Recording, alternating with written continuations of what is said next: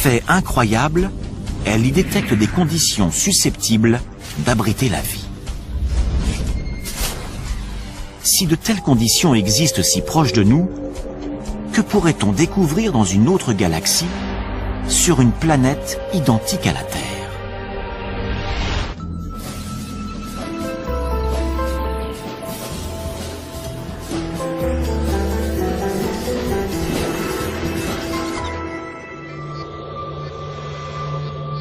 Depuis des millénaires, l'homme scrute les cieux en se demandant s'il est seul dans l'univers. Aujourd'hui, nous n'avons jamais été aussi près de pouvoir répondre à cette question. Certains scientifiques sont même convaincus que nous pourrions voir nos premiers cousins extraterrestres dans un avenir très proche. J'espère que ce sera dans les 10 ans à venir, mais de préférence la semaine prochaine. Le plus tôt sera le mieux. En prime, on pourrait s'apercevoir que ces extraterrestres n'habitent pas de lointaines planètes dans des galaxies inconnues, mais juste à notre porte, au cœur de notre propre système solaire. Les chercheurs sont sur le point d'obtenir des preuves de leur existence dans des milieux particulièrement hostiles.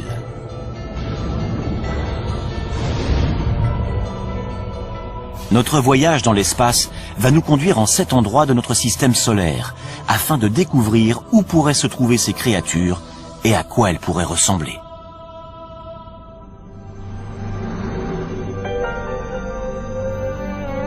Les planètes de notre système présentent un environnement extrêmement inhospitalier. La vie telle que nous la connaissons y périrait instantanément. Mais les formes de vie extraterrestres pourraient bien être beaucoup plus résistantes que nous ne l'imaginons, à l'image d'un groupe d'organismes vivants récemment découverts sur Terre. Il n'y a encore pas si longtemps, nous étions convaincus que notre planète était unique. Jusqu'à présent, c'est la seule, à notre connaissance, à avoir permis l'évolution de millions d'espèces, grâce au Soleil, à l'eau et à une atmosphère protectrice. Nous en avons conclu que la vie avait besoin de tous ces paramètres pour pouvoir exister. Une conclusion qui écarte d'emblée tous les autres astres de notre système solaire. Puis les biologistes se sont mis à fouiller les recoins les plus inaccessibles et les plus ingrats de notre planète. À leur grande surprise, ils y ont trouvé des organismes vivants et respirants. Ils les ont baptisés organismes extrémophiles. Certains peuvent vivre sans lumière ou sans oxygène. D'autres sont capables de supporter des pressions très élevées. En fait, il semblerait que la vie puisse apparaître quasiment partout. Prenons l'Antarctique. Après avoir étudié ces étendues désolées pendant des années, les chercheurs avaient perdu tout espoir d'y trouver la moindre trace de vie. Or, en 1999, des scientifiques ont extrait une roche située à 2 mètres sous la glace. Et lorsqu'ils l'ont cassée, ils ont découvert qu'elle grouillait de minuscules créatures. Par moins 56 degrés et à 2 mètres sous la glace, la vie a réussi à s'installer. Les biologistes découvrent de plus en plus de formes de vie. Évidemment, il ne s'agit pas de kangourous, mais d'organismes primaires vivant dans des milieux très froids ou très chauds, ou soumis à des pressions ou à des taux de radiation énormes. La vie est parvenue à coloniser des endroits beaucoup plus diversifiés qu'on ne le pensait au sein même de notre planète. Si la vie est capable de s'imposer dans des conditions particulièrement difficiles sur Terre, pourquoi pas ailleurs dans le système solaire? Voilà qui ouvre de fabuleux horizons. À moins que notre planète ou notre système solaire n'ait quelque chose de miraculeux, la vie doit être extrêmement courante dans l'univers. À certains endroits, il doit sûrement y avoir des formes de vie intelligentes.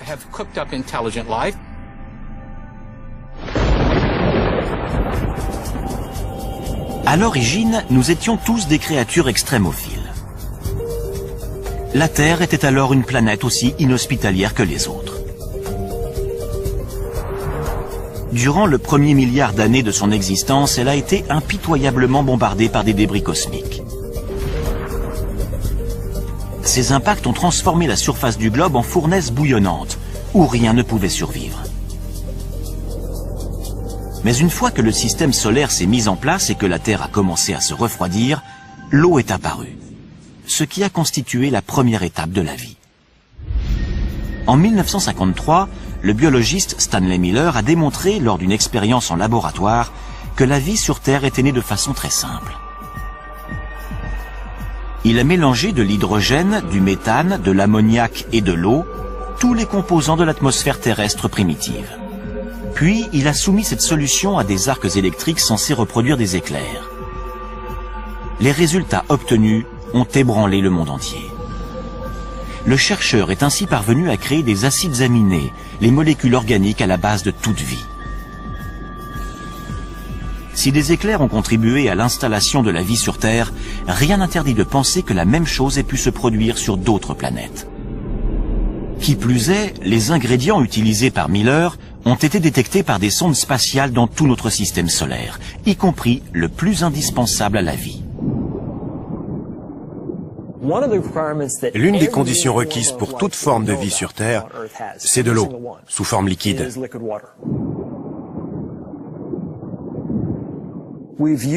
C'est la présence d'eau qui a guidé notre quête de milieux habitables.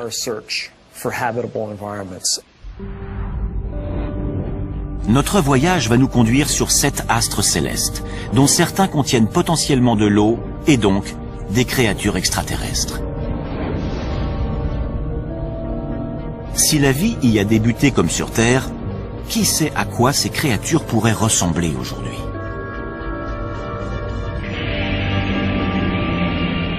Commençons par la planète la plus emblématique, située non loin de la nôtre, Mars.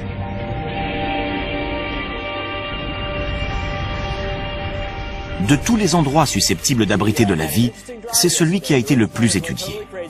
Le premier qui découvrira des Martiens, s'ils existent, c'est Steve Squyres, le responsable des observations pour la NASA. Mars a toujours exercé un attrait particulier sur les hommes. On sait depuis très longtemps que cette planète est sans doute celle qui ressemble le plus à la Terre. Elle possède en effet une atmosphère et des saisons. Mais l'homme y périrait rapidement car l'air y est rare. Seulement 1% de ce qu'il représente sur notre planète au niveau de la mer. Mars occupe également une position très défavorable dans le système solaire. Elle se trouve à proximité de la ceinture d'astéroïdes. Et comme son atmosphère est trop mince pour la protéger, elle est constamment bombardée de corps célestes. Les tempêtes et les vents violents qui balayent son sol sablonneux durant des semaines entières créent des tornades qui peuvent atteindre les 8 km de haut. La température de 0 degré à l'équateur en milieu de journée tombe à moins 70 degrés durant la nuit.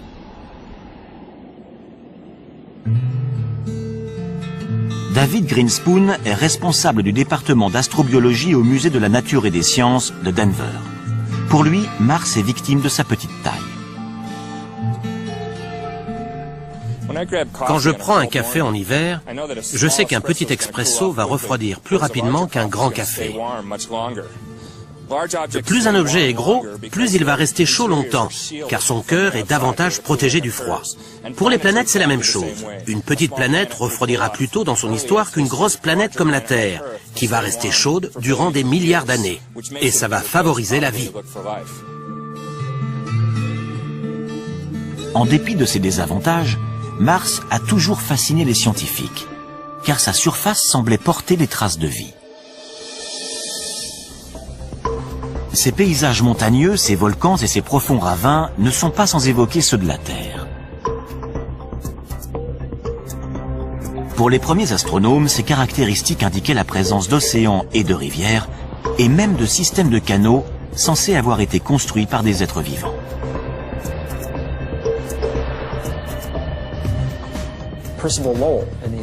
En voyant ça, Percival Lowell, un astronome américain, a pensé que des tracés aussi rectilignes et réguliers étaient forcément le produit d'une forme de vie intelligente.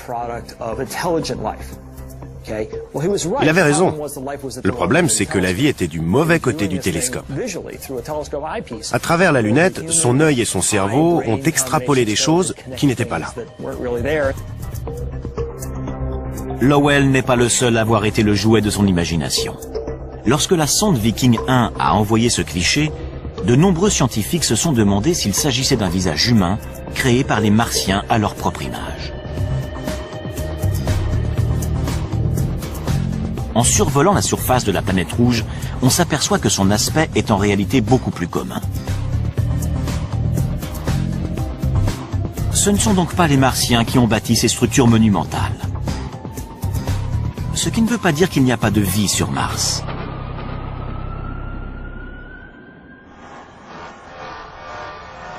Jusqu'à il y a peu, nous ne savions pas où chercher des extraterrestres dans notre système solaire. Pourtant, au cinéma, ils sont toujours parfaitement reconnaissables.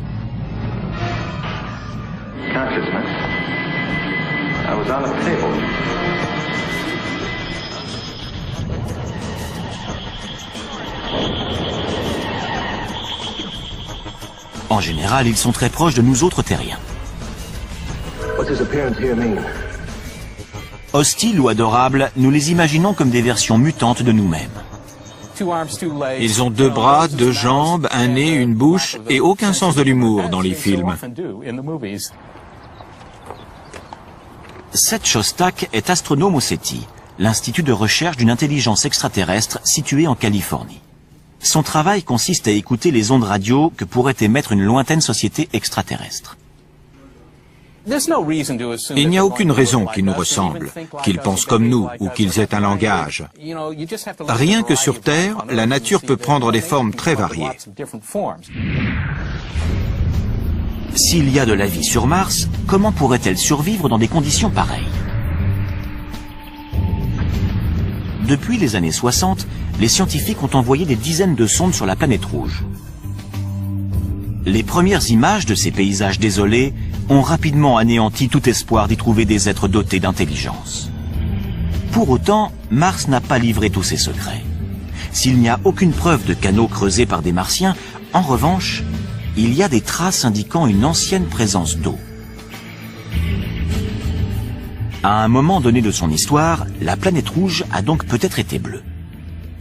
Si on remonte 3,5 milliards ou 4 milliards d'années en arrière, Mars avait une atmosphère plus épaisse, de l'eau en surface et peut-être même de la vie. Mais les conditions devenant plus rudes, la vie a dû s'adapter. Ainsi, la vie aurait pu réussir à s'adapter sans disparaître. Car il existe peut-être encore de l'eau, sous forme liquide, dans le sous-sol. On a découvert ce qui ressemble à des rigoles sur des flancs de cratères. Et il y a des signes qui prouvent que ces rigoles se sont formées très récemment, il y a quelques années. Avec son absence d'eau en surface, ses températures glaciales et son atmosphère très mince, Mars ne pourrait abriter qu'un seul type de créature. Des extrémophiles. Aucun autre organisme ne parviendrait à se développer dans des conditions aussi difficiles. Pour savoir s'il en existe sur Mars, nous mettons le cap sur Valles Marineris, un immense système de canyons, 20 fois plus vaste que le Grand Canyon en certains endroits et d'une profondeur presque équivalente à la taille de l'Everest. Autrefois, cette vallée était sans doute recouverte de lacs qui abritaient peut-être de la vie.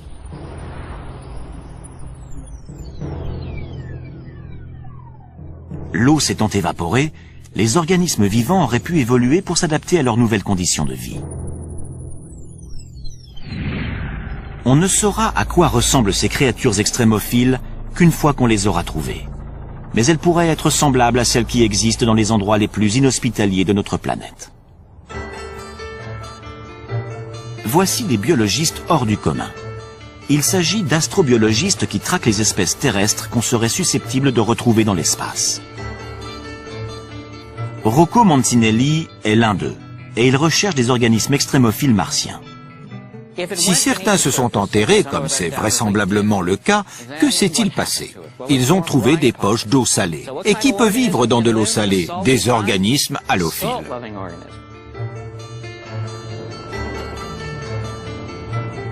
L'astrobiologiste Chris McKay pense savoir quel type de créature halophile pourrait survivre sur Mars. Des créatures semblables à celles qu'il a découvertes dans l'un des endroits les plus secs et les plus salés du globe. Ce qui pose problème sur Mars, comme dans la vallée de la mort, c'est la sécheresse. C'est ce à quoi la vie a le plus de mal à s'adapter. Il y a des milliers d'années, un lac salé recouvrait la vallée de la mort, de la même façon que des lacs recouvraient les canyons de Mars. On approche. C'est encore un peu humide. On croirait que cette grande étendue blanche est stérile. Eh bien, en creusant, on a trouvé des couches d'algues et de bactéries. Elles vivent dans un environnement qui est très différent de celui qu'on trouve en surface. Voilà un endroit qui semble mort et pourtant, il suffit de gratter un peu pour y trouver de la vie. Cette couche d'algues vertes subsiste grâce à l'eau et à la lumière qui filtre à travers la croûte de sel. À son tour, cette algue nourrit les micro-organismes halophiles. Des structures désertiques de ce type, d'anciens lacs salés et asséchés, on va aussi en trouver sur Mars. Les déserts de sel ne sont pas les seuls endroits qui pourraient abriter des formes de vie martiennes. La planète compte également de gigantesques volcans, dont certains 5 à 6 fois plus grands que ceux qu'on trouve sur Terre. L'astrobiologiste Penny Boston est spécialiste des tunnels de lave.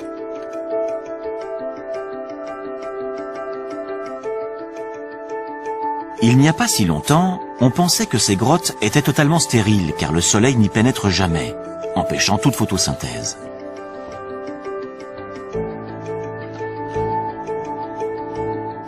Mais dans ces tunnels de lave près d'Albuquerque, au Nouveau-Mexique, la scientifique a découvert de la vie.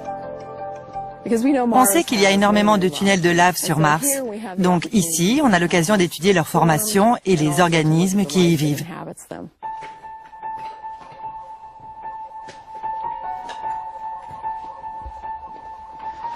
Les créatures extrémophiles qu'elle a découvertes se nourrissent de minéraux présents sur les parois de la grotte. Quand on s'approche, on voit des taches blanches à la surface du basalte noir. C'est comme des grandes villes pour ces organismes qui sont nichés dans les minuscules anfractuosités de la roche. Ces créatures sont totalement adaptées au froid. Elles ne voient jamais la lumière du jour et vivent de ce que ce milieu leur procure. Y aurait-il les mêmes formes de vie dans des grottes sous les volcans martiens? L'astrobiologiste en est persuadé. On va découvrir de la vie. J'espère simplement que je serai encore là pour voir ça.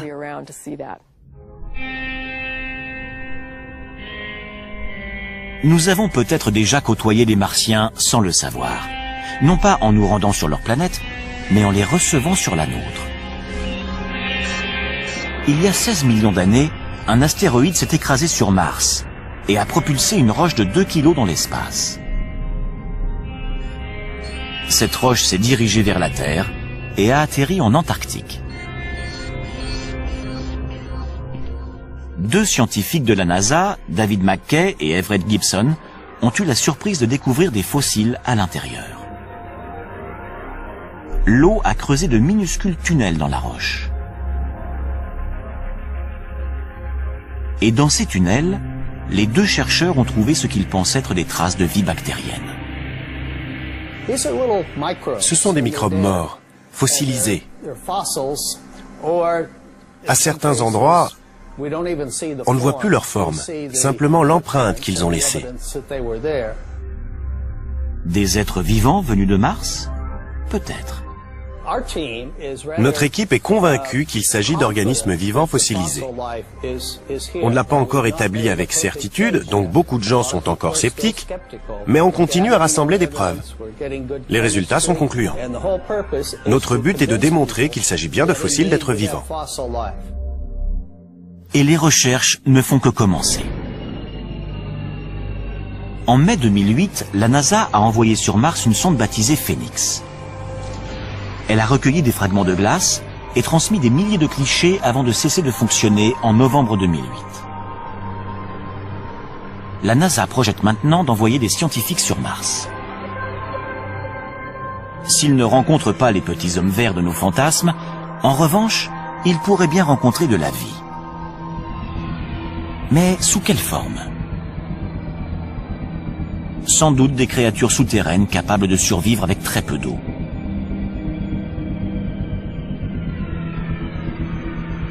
Peut-être des organismes appréciant les minéraux, comme ceux des tunnels de lave du Nouveau-Mexique. Une découverte de ce type aurait une portée colossale. Cela prouverait que la vie n'existe pas que sur Terre, mais également sur une planète toute proche. S'il s'agit bien de microbes, même morts depuis des milliards d'années, ça nous apprendra quelque chose de très intéressant, à savoir que la vie s'est développée sur une autre planète. Cette information démontrerait que la vie n'est pas quelque chose d'extraordinaire, un miracle exclusivement terrien, mais qu'au contraire, elle peut exister partout. Mars n'est que la première étape de notre voyage. Notre quête va maintenant nous conduire sur des astres où les conditions sont d'une rigueur extrême et où la vie semble encore plus improbable.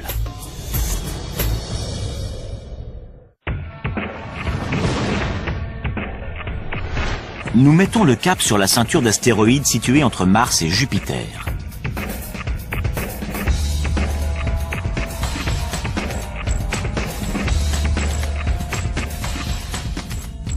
Une fois celle-ci dépassée, nous arrivons à proximité de Jupiter. C'est la plus grande planète de notre système solaire, mais elle est particulièrement hostile à la vie en raison de ses gaz toxiques et de sa pesanteur très importante.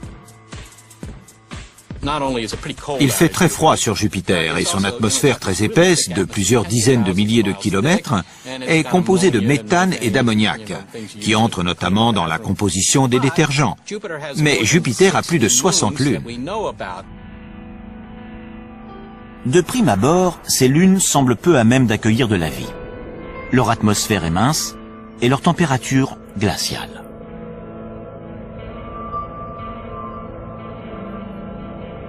Sur Callisto, il fait moins 250 degrés.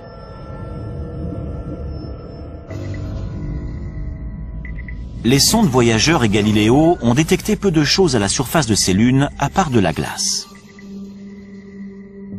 À une exception près. Io est l'une des lunes les plus proches de Jupiter.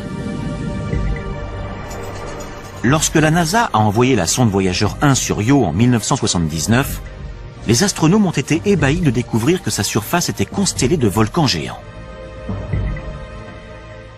Io est l'astre qui connaît l'activité volcanique la plus intense de tout notre système solaire.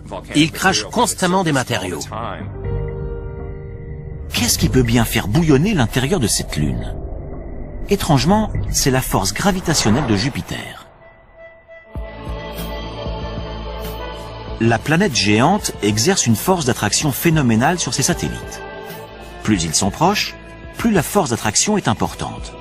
Cette dernière provoque même des déformations de leur croûte. Certaines de ces lunes ont des orbites elliptiques.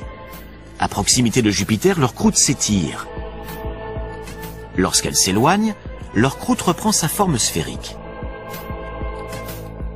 C'est ce mouvement constant qui provoque d'importantes frictions internes et génère de la chaleur, à l'image de deux bâtons que l'on frotte pour provoquer des étincelles.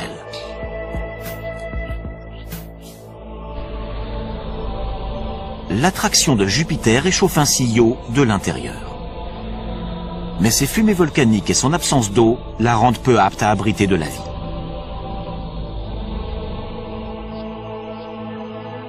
Les autres grandes lunes de Jupiter sont plus éloignées, ce qui leur garantit une surface calme. Mais elles restent suffisamment proches pour être réchauffées de l'intérieur par l'attraction jovienne. 3 d'entre elles sont particulièrement intéressantes. D'abord, Callisto, la plus éloignée de Jupiter.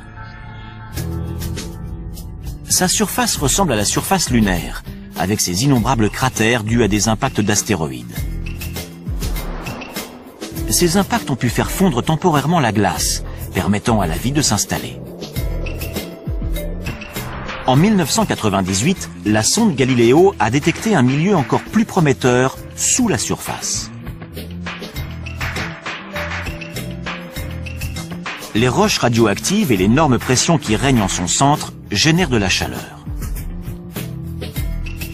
Cette dernière a pu faire fondre la glace de l'intérieur, créant ainsi un océan souterrain. Et qui dit océan souterrain, dit peut-être vie souterraine. Ensuite, en nous rapprochant de Jupiter, nous découvrons sa plus grande lune, Ganymède, dont la surface est elle aussi très accidentée. Son relief fait penser à celui d'un pneu. Ces points brillants sont des cratères pouvant mesurer jusqu'à 5 km de diamètre et probablement recouverts de glace. Ces photos nous donnent un bon aperçu de l'endroit où la vie pourrait se cacher. On y voit des glaciers en mouvement.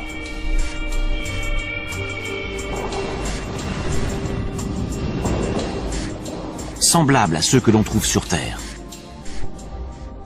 Ces glaciers qui avancent sont également le signe d'une chaleur interne.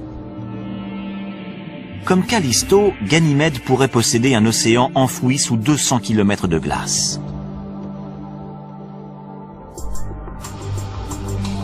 Enfin, la troisième et la plus fascinante des lunes joviennes. Baptisée Europe, c'est la plus proche de Jupiter. Cette proximité laisse penser que son cœur est beaucoup plus chaud que celui de Callisto ou de Ganymède.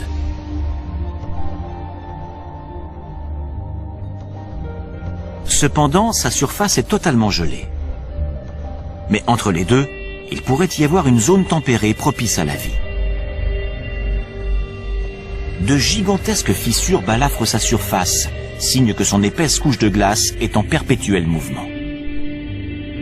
Sur Terre, on voit des fissures identiques au niveau de la banquise qui recouvre l'océan Arctique. La couche de glace qui recouvre Europe pourrait ainsi dissimuler le plus vaste océan de tout le système solaire. Un océan 2 fois plus grand que la Terre. Notre planète ne serait donc pas la seule à posséder de l'eau sous forme liquide. Et cette eau pourrait être porteuse de vie.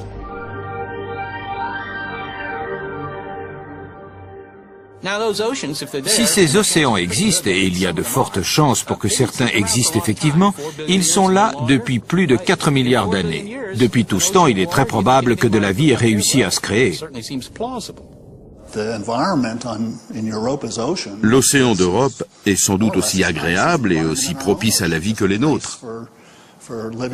Peut-être même que certains de nos animaux marins pourraient y vivre. Mais l'eau doit y être très froide, voire pleine de glace fondue. Et la lumière n'y pénètre jamais car la banquise qui recouvre Europe mesure une quinzaine de kilomètres d'épaisseur. On n'aurait jamais imaginé que ce type d'endroit puisse abriter de la vie avant une fabuleuse découverte faite au large des côtes de l'équateur. À des kilomètres de profondeur dans le Pacifique, des biologistes ont découvert des myriades de vers tubicoles, de crabes et même de calmars. Ces animaux prospèrent en dépit d'une obscurité totale, d'un froid intense et d'une pression colossale. Ils se nourrissent de bactéries qui vivent non pas de la lumière du soleil, mais de composés minéraux dissous s'échappant du sol. On pourrait trouver des sources hydrothermales similaires sur Europe.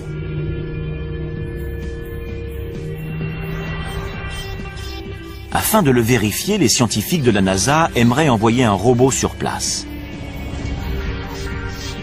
D'autres voudraient envoyer un cryobo, un robot perforateur qui ferait fondre la glace et enverrait une sonde dans le liquide situé en dessous. Ce n'est pas difficile à faire. Il suffirait de faire fondre la glace sur une épaisseur d'une quinzaine de kilomètres et de faire descendre une ligne équipée d'une caméra et d'une lampe pour voir ce qu'il y a.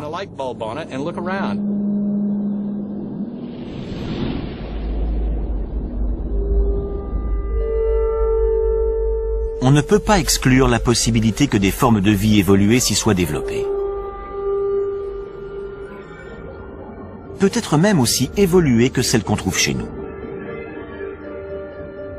Mais il est plus probable qu'on n'y découvrirait que des microbes. De quoi révolutionner cependant notre approche de la naissance et de l'évolution de la vie.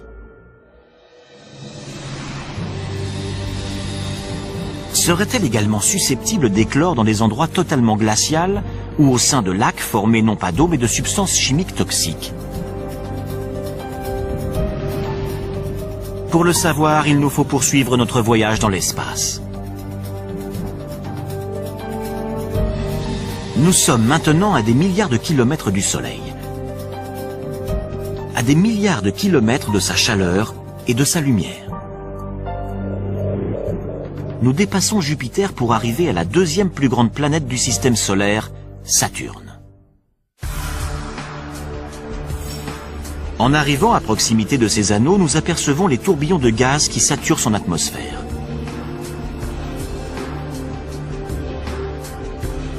Nous ressentons également son attraction, moindre que celle de Jupiter, mais néanmoins considérable.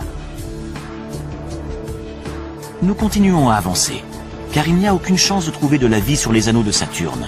Ils sont composés de roches et de glace qui vont de la taille d'un grain de sucre à celle d'une maison.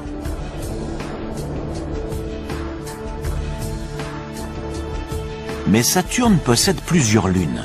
Jusqu'à présent, nous en avons compté 56.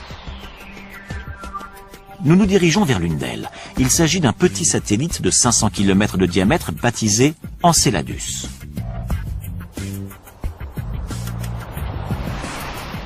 Ici, la pesanteur est très faible par rapport à la Terre. Et l'atmosphère quasi inexistante. Enceladus réfléchit pratiquement toute la lumière qu'il reçoit, ce qui en fait le corps le plus brillant du système solaire.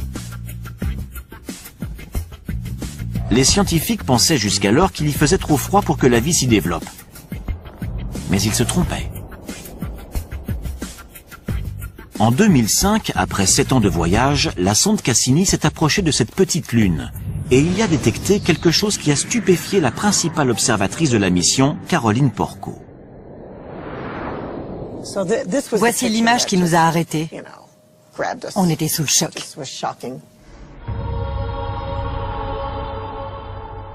Il s'agit de panaches de vapeur d'eau en provenance d'un geyser. Au contact du vide glacial de l'espace, la vapeur d'eau chaude se transforme en jet de glace. En l'absence de pesanteur pour les ralentir, les nuages de glace peuvent devenir aussi gros que l'astre lui-même. La scientifique n'a jamais rien vu de tel. C'est le rêve pour un astronome de découvrir un corps comme Enceladus. Ces jets, ces fontaines, crachent de la vapeur et de la neige gelée à des centaines de kilomètres au-dessus du pôle sud d'Enceladus. La conclusion s'impose d'elle-même. Enceladus bout de l'intérieur.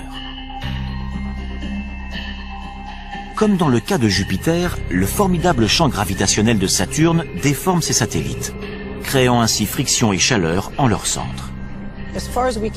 À la lumière de nos connaissances actuelles, on peut en déduire qu'il y a sans doute de l'eau sous la surface. Les modèles qu'on possède aujourd'hui pour expliquer ces projections indiquent que les températures sont suffisamment élevées pour créer de la vapeur d'eau. Chaleur, eau, même aux confins du système solaire, les principaux ingrédients de la vie semblent réunis. Mais quelle créature pourrait vivre dans un geyser? On peut en avoir une petite idée grâce aux sources chaudes qu'on trouve sur Terre. On pensait autrefois qu'il n'y avait aucun être vivant dans les fontaines du parc national de Yellowstone, jusqu'à ce que des biologistes n'y découvrent des microbes se nourrissant des minéraux dissous dans l'eau. On les désigne sous le nom de thermophiles. Les plus résistants, baptisés hyperthermophiles, sont capables de vivre dans de l'eau en ébullition. Pourrait-il y avoir des micro-organismes thermophiles sur Enceladus? Pour le savoir, reprenons notre voyage spatial. Les températures à proximité de la surface avoisinent les moins 200 degrés, trop froides pour espérer y trouver de la vie. Mais y en aurait-il dans les eaux chaudes situées en profondeur? Dans l'épannage de vapeur d'eau au-dessus d'Enceladus, la sonde Cassini a détecté du gaz carbonique et du méthane, des éléments susceptibles de nourrir la vie sous la surface, de la même façon que les minéraux des sources de Yellowstone nourrissent les microbes. Cet astre contient très probablement de l'eau à l'intérieur. Il a également montré qu'il possédait des composés organiques simples et d'autres éléments qui lui confèrent un intérêt astrobiologique indéniable au sein de notre système solaire. Et les bonnes surprises ne s'arrêtent pas là. Les astronomes ont également découvert des signes prometteurs sur Titan, une autre lune de Saturne. Mais c'est sans doute la moins à même d'abriter de la vie. Titan ne bénéficie que d'un faible ensoleillement, à peine l'équivalent du centième de ce que reçoit la Terre. On y a détecté de la glace, mais pas d'eau sous forme liquide. Et avec des températures de moins 200 degrés, cette glace est dure comme de la pierre. Dans ces conditions, qu'est-ce qui pourrait faire de cet astre un lieu propice à la vie extraterrestre? Par bien des aspects, Titan ressemble à la Terre, mais pas à celle que nous connaissons aujourd'hui. Titan s'est avéré être l'astre inespéré du système saturnien. On soupçonnait depuis longtemps que sa surface présentait un environnement intéressant. En fait, cet environnement est similaire à celui qu'on trouvait sur Terre avant l'apparition de la vie.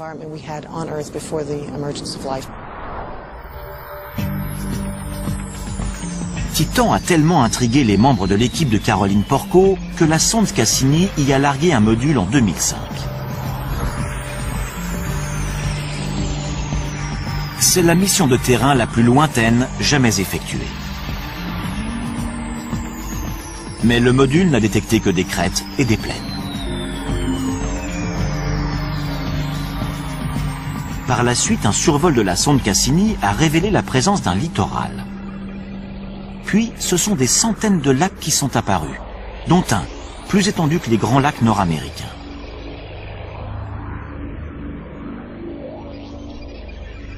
C'est la première fois qu'on découvre du liquide à la surface d'un corps céleste autre que la Terre. Ça ressemble au Minnesota, sauf que ces lacs ne sont pas composés d'eau, mais de gaz naturel liquide. Ceci n'est pas de la neige, mais des gouttes de méthane. Il y a également des vents qui peuvent être très violents, ainsi que des ouragans de méthane.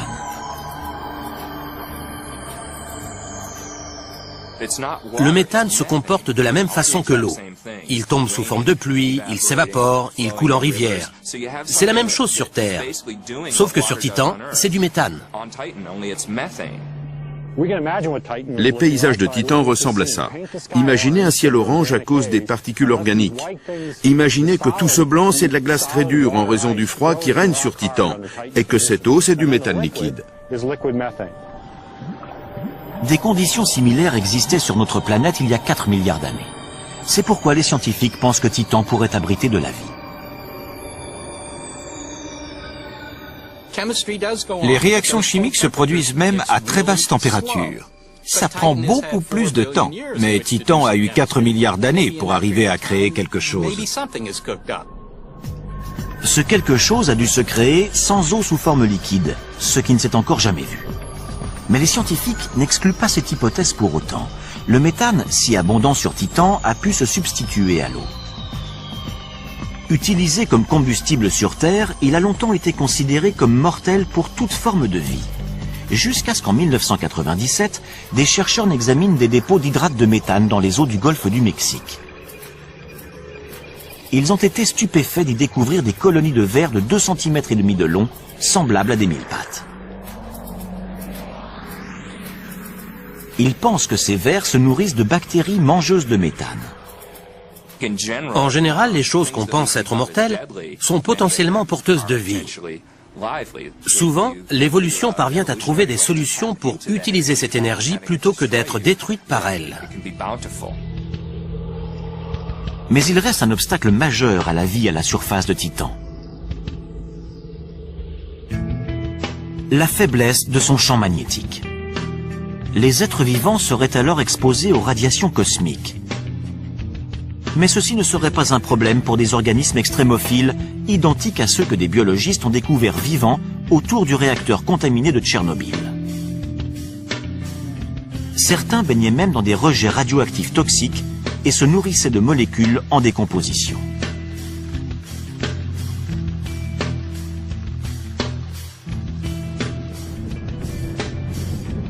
Il est possible que la vie sur Titan ait pu s'adapter de la même façon. Ces lacs de méthane abritent peut-être des bactéries amatrices de substances chimiques.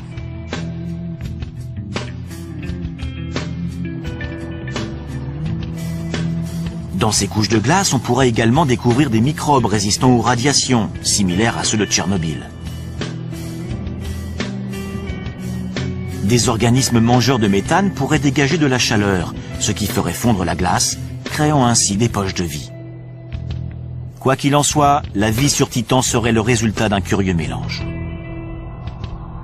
Il nous reste maintenant à faire un petit détour par la plus étrange des planètes susceptibles d'abriter de la vie.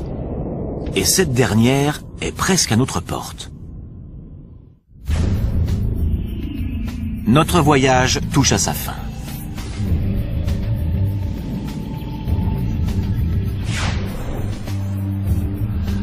Après nous être rendus au cœur de déserts glacés, d'océans souterrains et de lacs de méthane, nous revenons en direction de la Terre pour faire une halte sur l'astre le plus extrême de tous, Vénus, la planète du système solaire la plus proche de nous. Si la vie parvenait à s'installer ici, elle pourrait exister quasiment partout. Pour atteindre la surface de Vénus, nous devons traverser une couche de nuages jaunes et denses de 65 km d'épaisseur, composée notamment d'acide sulfurique. Ici, la pression atmosphérique est 90 fois plus forte que sur Terre, trop forte pour que l'homme puisse la supporter.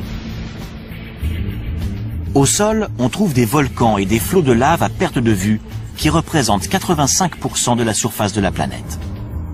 Au vu de ces paysages, on a du mal à croire que Vénus ait pu autrefois abriter de vastes océans. Il y a eu un effet de serre galopant. Avec la chaleur, les océans ont commencé à s'évaporer. Ça a rejeté de la vapeur d'eau dans l'air, ce qui a encore amplifié l'effet de serre et créé un cercle vicieux.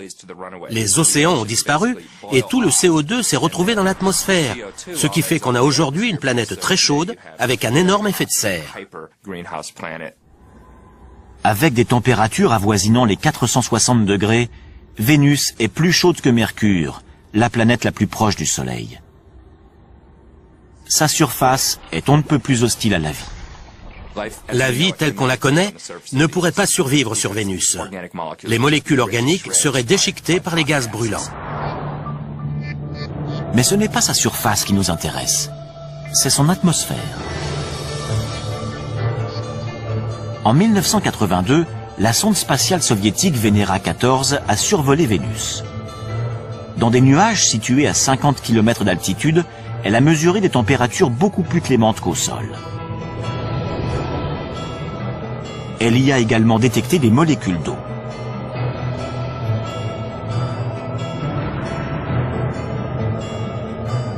Jusqu'à présent, toute l'eau que nous avons découverte au-delà de la Terre était sous forme solide. Il n'y a que dans les nuages au-dessus de Vénus que nous l'avons trouvée sous forme de vapeur, où la vie pourrait se développer. Mais les nuages vénusiens sont aussi composés de gouttelettes d'acide sulfurique. Or, on pensait que rien ne pouvait vivre dans cette substance. Jusqu'à ce que des scientifiques n'analysent les eaux hyperacides s'échappant d'une mine californienne.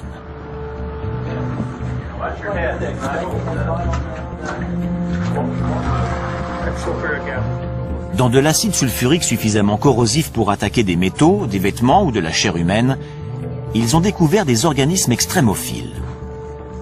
Ces créatures acidophiles se nourrissent de composés sulfurés comme le sulfure de fer. Ils dévorent le fer et rejettent l'acide sulfurique.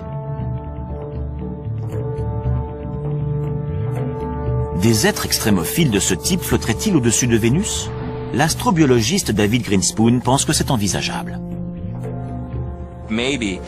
Dans les nuages de Vénus, il y a peut-être des organismes acidophiles. Comme les sulfures absorbent les ultraviolets de façon intéressante, on peut imaginer une réaction photochimique où les ultraviolets seraient utilisés pour convertir les substances chimiques en énergie, laquelle serait ensuite consommée.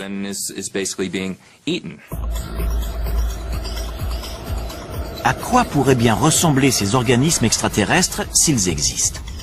Il faudrait qu'ils supportent une chaleur et une pression atmosphérique énormes. Ils devraient aussi s'accommoder de concentrations acides phénoménales. Ce pourrait être une version plus résistante des créatures extrémophiles découvertes dans cette mine de Californie. On n'arrête pas de découvrir de la vie dans des endroits qu'on pensait inhabités. Donc, quand on entend « c'est impossible qu'il y ait de la vie dans les nuages vénusiens », il faut être très méfiant parce que ça traduit simplement notre ignorance ou notre manque d'inventivité. Or, la nature est beaucoup plus inventive que nous et semble toujours trouver des solutions à ces problèmes. Fort de tout ce que nous avons découvert, nous revenons vers notre planète bleue, tempérée et luxuriante.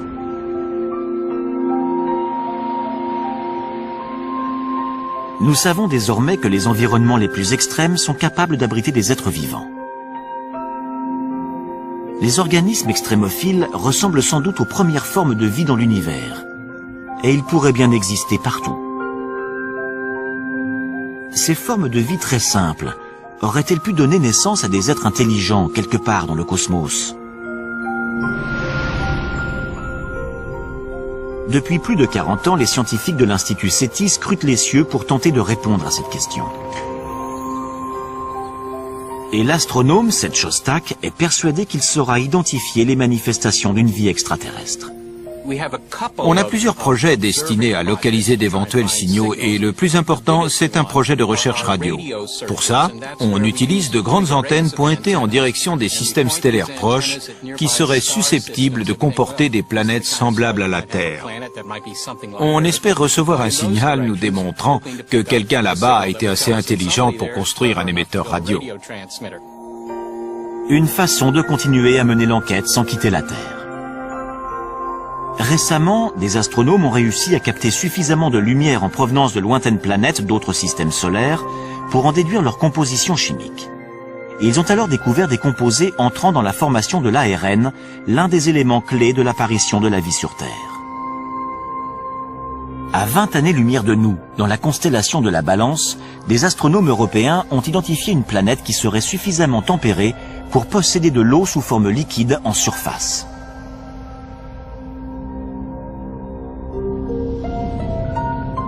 Dans les années 70, 4 sondes ont été envoyées dans l'espace.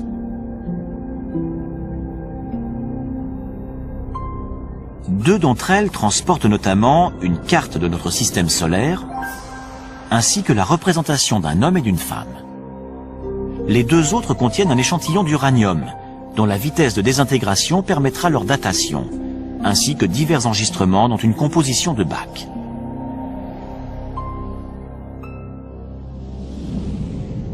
Mais nous n'aurons pas de réponse à ces messages spatiaux de sitôt, car ces cartes postales de la Terre mettront 80 000 ans avant d'atteindre l'étoile la plus proche.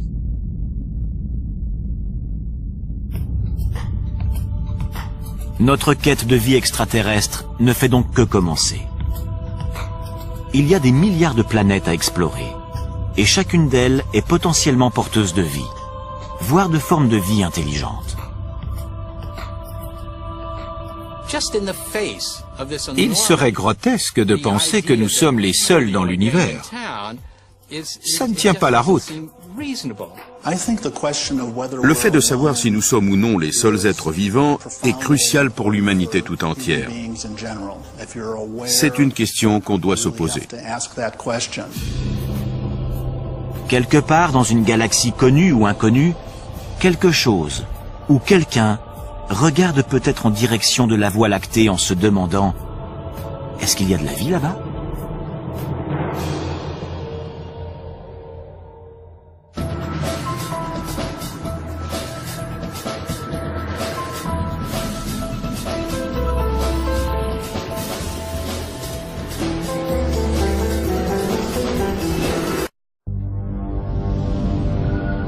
2004. La sonde Cassini s'approche de Saturne et de ses 56 lunes.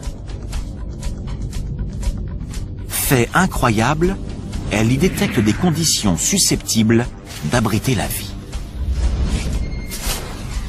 Si de telles conditions existent si proches de nous, que pourrait-on découvrir dans une autre galaxie, sur une planète identique à la Terre ?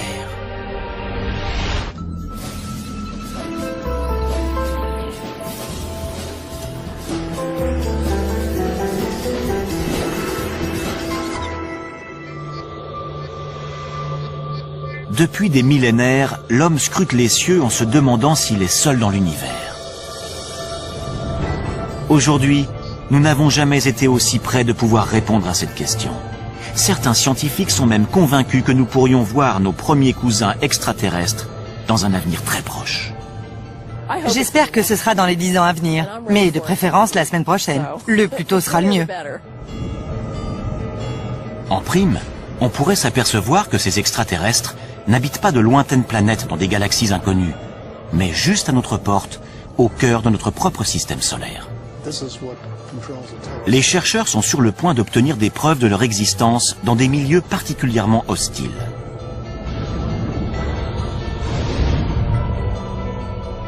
Notre voyage dans l'espace va nous conduire en 7 endroits de notre système solaire, afin de découvrir où pourraient se trouver ces créatures et à quoi elles pourraient ressembler.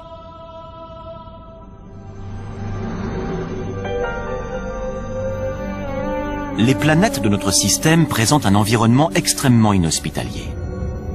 La vie telle que nous la connaissons y périrait instantanément. Mais les formes de vie extraterrestres pourraient bien être beaucoup plus résistantes que nous ne l'imaginons, à l'image d'un groupe d'organismes vivants récemment découverts sur Terre. Il n'y a encore pas si longtemps, nous étions convaincus que notre planète était unique. Jusqu'à présent, c'est la seule, à notre connaissance, à avoir permis l'évolution de millions d'espèces, grâce au Soleil, à l'eau et à une atmosphère protectrice. Nous en avons conclu que la vie avait besoin de tous ces paramètres pour pouvoir exister. Une conclusion qui écarte d'emblée tous les autres astres de notre système solaire.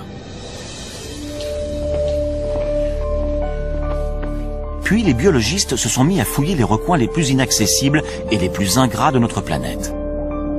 À leur grande surprise, ils y ont trouvé des organismes vivants et respirants. Ils les ont baptisés organismes extrémophiles.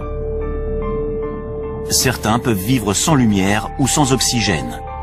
D'autres sont capables de supporter des pressions très élevées. En fait, il semblerait que la vie puisse apparaître quasiment partout. Prenons l'Antarctique. Après avoir étudié ces étendues désolées pendant des années, les chercheurs avaient perdu tout espoir d'y trouver la moindre trace de vie. Or, en 1999, des scientifiques ont extrait une roche située à 2 mètres sous la glace. Et lorsqu'ils l'ont cassée, ils ont découvert qu'elle grouillait de minuscules créatures. Par moins 56 degrés et à 2 mètres sous la glace, la vie a réussi à s'installer. Les biologistes découvrent de plus en plus de formes de vie. Évidemment, il ne s'agit pas de kangourous, mais d'organismes primaires vivant dans des milieux très froids ou très chauds, ou soumis à des pressions ou à des taux de radiation énormes. La vie est parvenue à coloniser des endroits beaucoup plus diversifiés qu'on ne le pensait au sein même de notre planète. Si la vie est capable de s'imposer dans des conditions particulièrement difficiles sur Terre, pourquoi pas ailleurs dans le système solaire? Voilà qui ouvre de fabuleux horizons. À moins que notre planète ou notre système solaire n'ait quelque chose de miraculeux, la vie doit être extrêmement courante dans l'univers. À certains endroits, il doit sûrement y avoir des formes de vie intelligentes.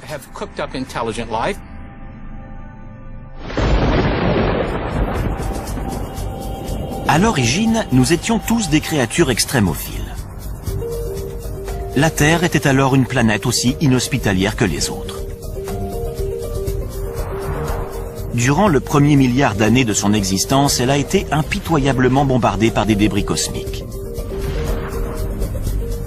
Ces impacts ont transformé la surface du globe en fournaise bouillonnante, où rien ne pouvait survivre. Mais une fois que le système solaire s'est mis en place et que la Terre a commencé à se refroidir, l'eau est apparue, ce qui a constitué la première étape de la vie. En 1953, le biologiste Stanley Miller a démontré lors d'une expérience en laboratoire que la vie sur Terre était née de façon très simple. Il a mélangé de l'hydrogène, du méthane, de l'ammoniac et de l'eau, tous les composants de l'atmosphère terrestre primitive. Puis, il a soumis cette solution à des arcs électriques censés reproduire des éclairs. Les résultats obtenus ont ébranlé le monde entier. Le chercheur est ainsi parvenu à créer des acides aminés, les molécules organiques à la base de toute vie. Si des éclairs ont contribué à l'installation de la vie sur Terre, rien n'interdit de penser que la même chose ait pu se produire sur d'autres planètes. Qui plus est, les ingrédients utilisés par Miller ont été détectés par des sondes spatiales dans tout notre système solaire, y compris le plus indispensable à la vie. L'une des conditions requises pour toute forme de vie sur Terre, c'est de l'eau, sous forme liquide.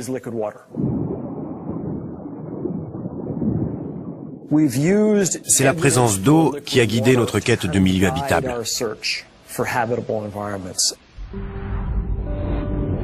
Notre voyage va nous conduire sur 7 astres célestes, dont certains contiennent potentiellement de l'eau et donc des créatures extraterrestres. Si la vie y a débuté comme sur Terre, qui sait à quoi ces créatures pourraient ressembler aujourd'hui?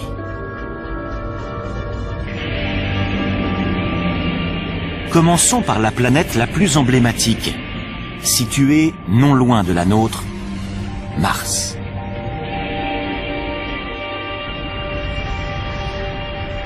De tous les endroits susceptibles d'abriter de la vie, c'est celui qui a été le plus étudié. Le premier qui découvrira des Martiens, s'ils existent, c'est Steve Squyres, le responsable des observations pour la NASA. Mars a toujours exercé un attrait particulier sur les hommes. On sait depuis très longtemps que cette planète est sans doute celle qui ressemble le plus à la Terre. Elle possède en effet une atmosphère et des saisons. Mais l'homme y périrait rapidement car l'air y est rare.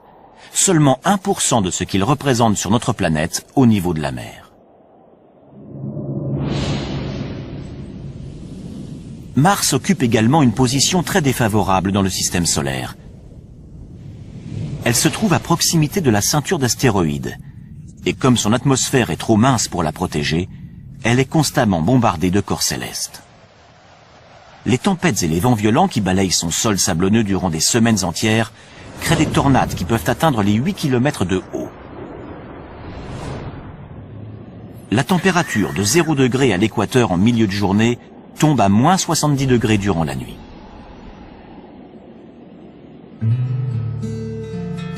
David Grinspoon est responsable du département d'astrobiologie au Musée de la Nature et des Sciences de Denver.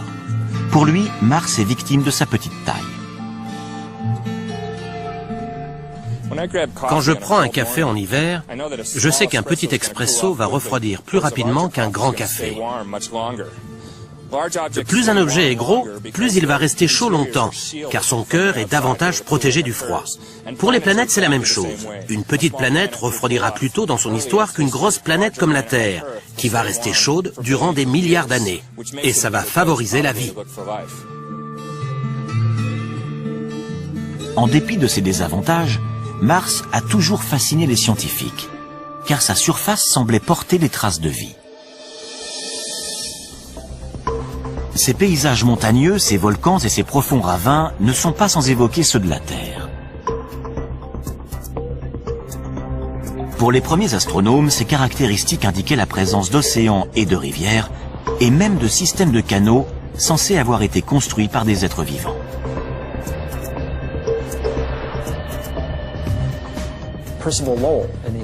En voyant ça, Percival Lowell, un astronome américain, a pensé que des tracés aussi rectilignes et réguliers étaient forcément le produit d'une forme de vie intelligente. Il avait raison. Le problème, c'est que la vie était du mauvais côté du télescope. À travers la lunette, son œil et son cerveau ont extrapolé des choses qui n'étaient pas là. Lowell n'est pas le seul à avoir été le jouet de son imagination.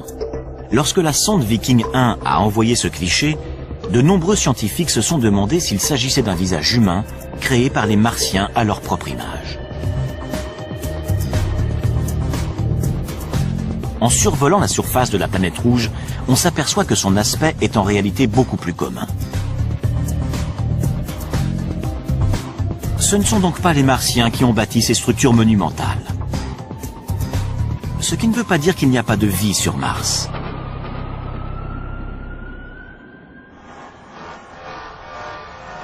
Jusqu'à il y a peu, nous ne savions pas où chercher des extraterrestres dans notre système solaire. Pourtant, au cinéma, ils sont toujours parfaitement reconnaissables.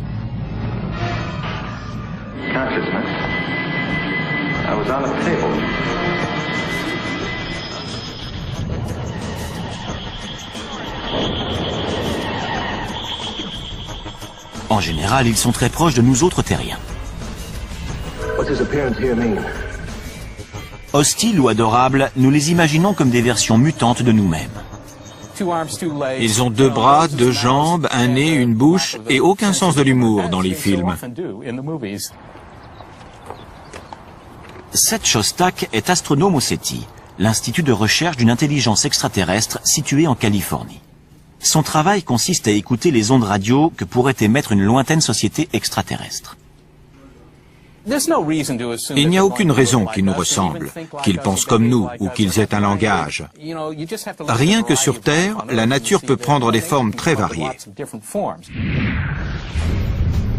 S'il y a de la vie sur Mars, comment pourrait-elle survivre dans des conditions pareilles? Depuis les années 60, les scientifiques ont envoyé des dizaines de sondes sur la planète rouge. Les premières images de ces paysages désolés ont rapidement anéanti tout espoir d'y trouver des êtres dotés d'intelligence. Pour autant, Mars n'a pas livré tous ses secrets. S'il n'y a aucune preuve de canaux creusés par des Martiens, en revanche, il y a des traces indiquant une ancienne présence d'eau. À un moment donné de son histoire, la planète rouge a donc peut-être été bleue.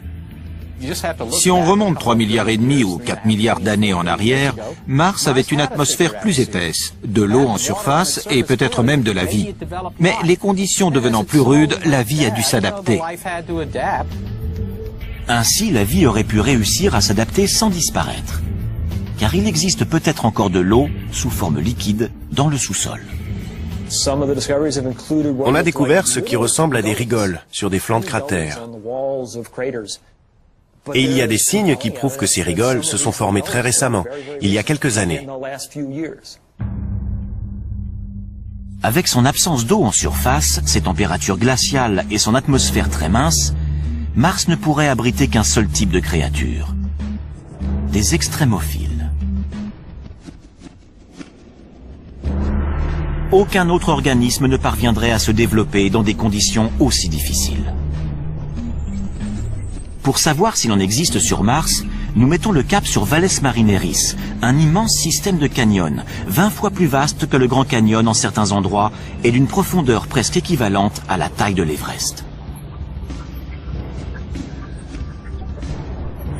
Autrefois, cette vallée était sans doute recouverte de lacs qui abritaient peut-être de la vie.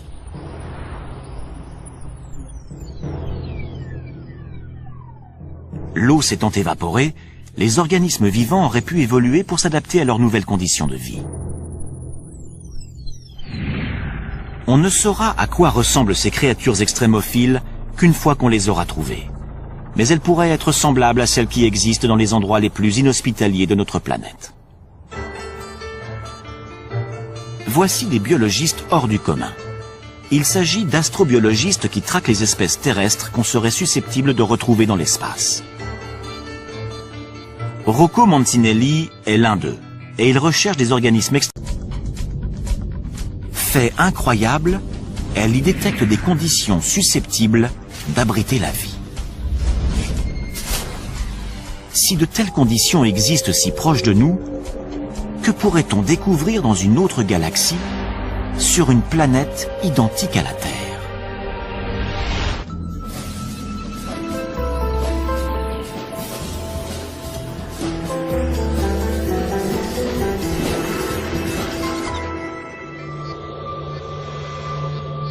Depuis des millénaires, l'homme scrute les cieux en se demandant s'il est seul dans l'univers. Aujourd'hui, nous n'avons jamais été aussi près de pouvoir répondre à cette question. Certains scientifiques sont même convaincus que nous pourrions voir nos premiers cousins extraterrestres dans un avenir très proche. J'espère que ce sera dans les 10 ans à venir, mais de préférence la semaine prochaine. Le plus tôt sera le mieux. En prime, on pourrait s'apercevoir que ces extraterrestres n'habitent pas de lointaines planètes dans des galaxies inconnues, mais juste à notre porte, au cœur de notre propre système solaire. Les chercheurs sont sur le point d'obtenir des preuves de leur existence dans des milieux particulièrement hostiles.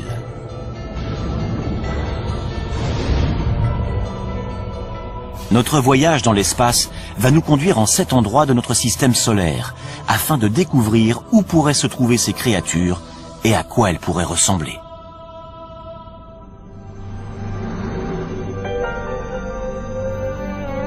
Les planètes de notre système présentent un environnement extrêmement inhospitalier. La vie telle que nous la connaissons y périrait instantanément. Mais les formes de vie extraterrestres pourraient bien être beaucoup plus résistantes que nous ne l'imaginons, à l'image d'un groupe d'organismes vivants récemment découverts sur Terre. Il n'y a encore pas si longtemps, nous étions convaincus que notre planète était unique. Jusqu'à présent, c'est la seule, à notre connaissance, à avoir permis l'évolution de millions d'espèces, grâce au Soleil, à l'eau et à une atmosphère protectrice. Nous en avons conclu que la vie avait besoin de tous ces paramètres pour pouvoir exister. Une conclusion qui écarte d'emblée tous les autres astres de notre système solaire. Puis les biologistes se sont mis à fouiller les recoins les plus inaccessibles et les plus ingrats de notre planète. À leur grande surprise, ils y ont trouvé des organismes vivants et respirants. Ils les ont baptisés organismes extrémophiles. Certains peuvent vivre sans lumière ou sans oxygène. D'autres sont capables de supporter des pressions très élevées. En fait, il semblerait que la vie puisse apparaître quasiment partout. Prenons l'Antarctique. Après avoir étudié ces étendues désolées pendant des années, les chercheurs avaient perdu tout espoir d'y trouver la moindre trace de vie. Or, en 1999, des scientifiques ont extrait une roche située à 2 mètres sous la glace. Et lorsqu'ils l'ont cassée, ils ont découvert qu'elle grouillait de minuscules créatures. Par moins 56 degrés et à 2 mètres sous la glace, la vie a réussi à s'installer. Les biologistes découvrent de plus en plus de formes de vie. Évidemment, il ne s'agit pas de kangourous, mais d'organismes primaires vivant dans des milieux très froids ou très chauds, ou soumis à des pressions ou à des taux de radiation énormes. La vie est parvenue à coloniser des endroits beaucoup plus diversifiés qu'on ne le pensait au sein même de notre planète. Si la vie est capable de s'imposer dans des conditions particulièrement difficiles sur Terre, pourquoi pas ailleurs dans le système solaire? Voilà qui ouvre de fabuleux horizons. À moins que notre planète ou notre système solaire n'ait quelque chose de miraculeux, la vie doit être extrêmement courante dans l'univers. À certains endroits, il doit sûrement y avoir des formes de vie intelligentes.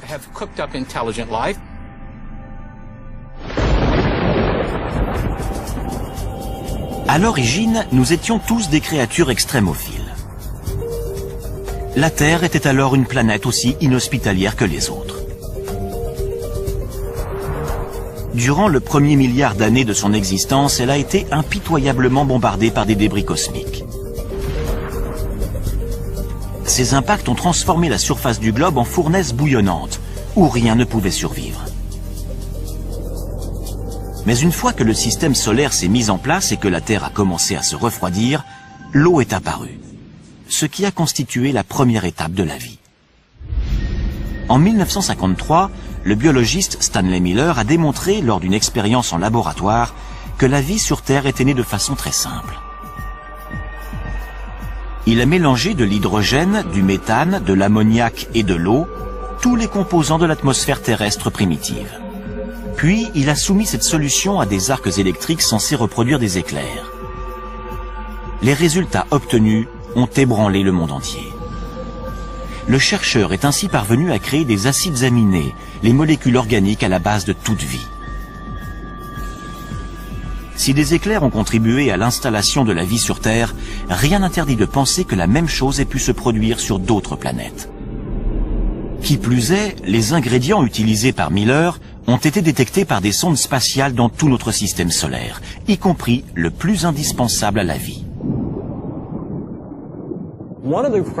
L'une des conditions requises pour toute forme de vie sur Terre, c'est de l'eau, sous forme liquide.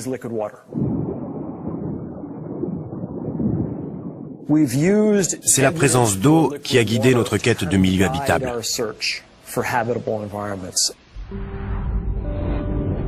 Notre voyage va nous conduire sur 7 astres célestes, dont certains contiennent potentiellement de l'eau et donc des créatures extraterrestres. Si la vie y a débuté comme sur Terre, qui sait à quoi ces créatures pourraient ressembler aujourd'hui?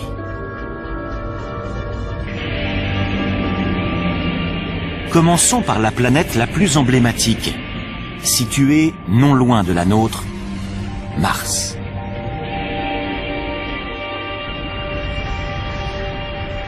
De tous les endroits susceptibles d'abriter de la vie, c'est celui qui a été le plus étudié. Le premier qui découvrira des Martiens, s'ils existent, c'est Steve Squyres, le responsable des observations pour la NASA. Mars a toujours exercé un attrait particulier sur les hommes. On sait depuis très longtemps que cette planète est sans doute celle qui ressemble le plus à la Terre. Elle possède en effet une atmosphère et des saisons. Mais l'homme y périrait rapidement car l'air y est rare. Seulement 1% de ce qu'il représente sur notre planète au niveau de la mer.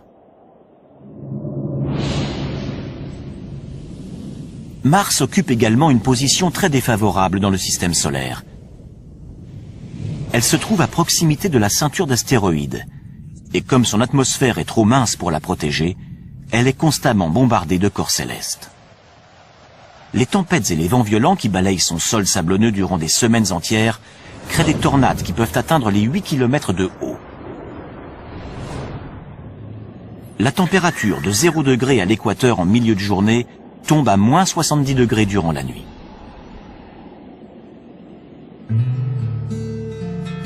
David Grinspoon est responsable du département d'astrobiologie au Musée de la Nature et des Sciences de Denver. Pour lui, Mars est victime de sa petite taille. Quand je prends un café en hiver, je sais qu'un petit expresso va refroidir plus rapidement qu'un grand café. Plus un objet est gros, plus il va rester chaud longtemps, car son cœur est davantage protégé du froid. Pour les planètes, c'est la même chose. Une petite planète refroidira plus tôt dans son histoire qu'une grosse planète comme la Terre, qui va rester chaude durant des milliards d'années. Et ça va favoriser la vie. En dépit de ses désavantages, Mars a toujours fasciné les scientifiques, car sa surface semblait porter des traces de vie. Ces paysages montagneux, ces volcans et ces profonds ravins ne sont pas sans évoquer ceux de la Terre. Pour les premiers astronomes, ces caractéristiques indiquaient la présence d'océans et de rivières, et même de systèmes de canaux censés avoir été construits par des êtres vivants.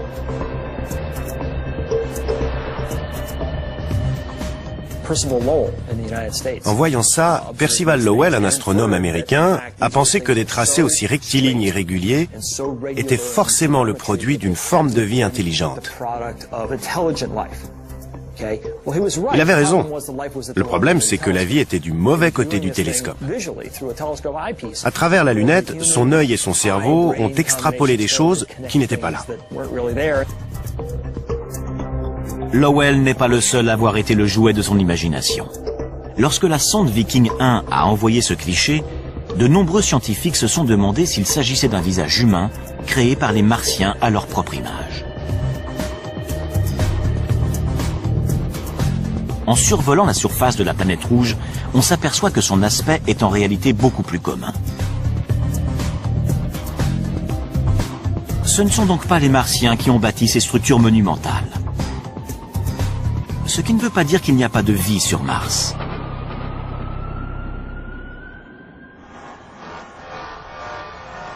Jusqu'à il y a peu, nous ne savions pas où chercher les extraterrestres dans notre système solaire. Pourtant, au cinéma, ils sont toujours parfaitement reconnaissables.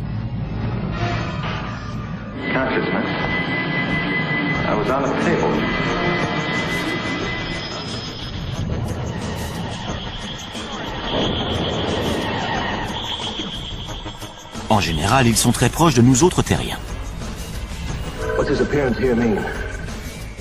Hostiles ou adorables, nous les imaginons comme des versions mutantes de nous-mêmes. Ils ont 2 bras, 2 jambes, un nez, une bouche et aucun sens de l'humour dans les films.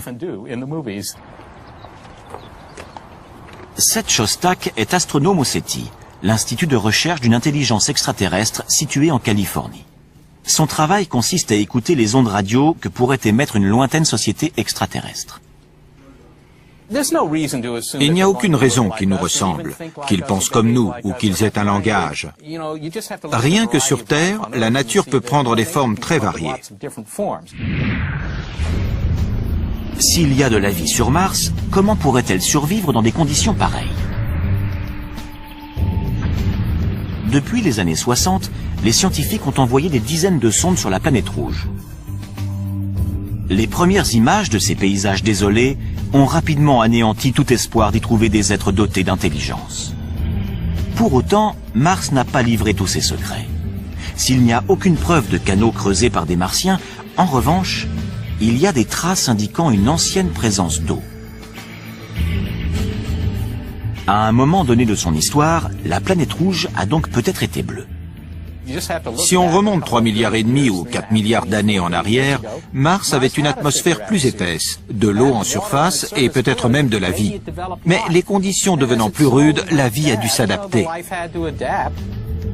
Ainsi, la vie aurait pu réussir à s'adapter sans disparaître. Car il existe peut-être encore de l'eau, sous forme liquide, dans le sous-sol. On a découvert ce qui ressemble à des rigoles sur des flancs de cratères. Et il y a des signes qui prouvent que ces rigoles se sont formées très récemment, il y a quelques années.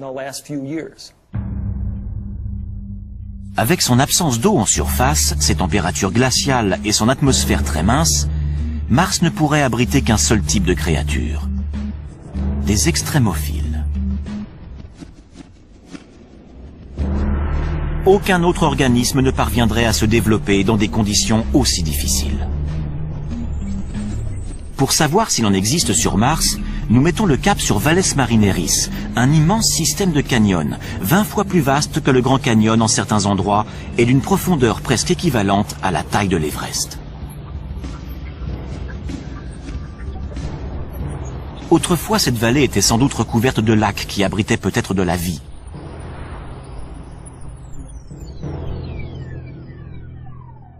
L'eau s'étant évaporée, les organismes vivants auraient pu évoluer pour s'adapter à leurs nouvelles conditions de vie. On ne saura à quoi ressemblent ces créatures extrémophiles qu'une fois qu'on les aura trouvées. Mais elles pourraient être semblables à celles qui existent dans les endroits les plus inhospitaliers de notre planète. Voici des biologistes hors du commun. Il s'agit d'astrobiologistes qui traquent les espèces terrestres qu'on serait susceptible de retrouver dans l'espace. Rocco Mancinelli est l'un d'eux, et il recherche des organismes extrémophiles martiens. Si certains se sont enterrés, comme c'est vraisemblablement le cas, que s'est-il passé? Ils ont trouvé des poches d'eau salée. Et qui peut vivre dans de l'eau salée? Des organismes halophiles.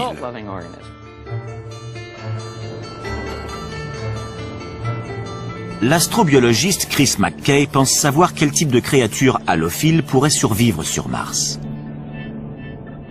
Des créatures semblables à celles qu'il a découvertes dans l'un des endroits les plus secs et les plus salés du globe.